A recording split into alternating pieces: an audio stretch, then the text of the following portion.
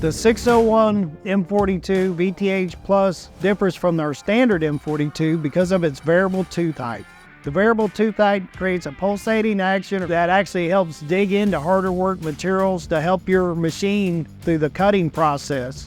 This wave action helps increase the force of the tooth penetrating through the cut and gives you longer blade life.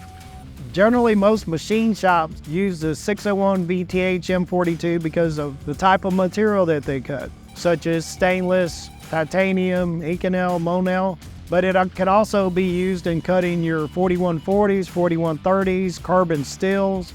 This blade will increase blade life and production time, and that's key into getting your material on the floor and ready for the next step in your machining process.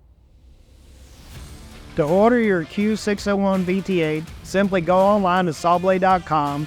You'll have all your tooth pitches available for selection with the widths in accordance to your needs.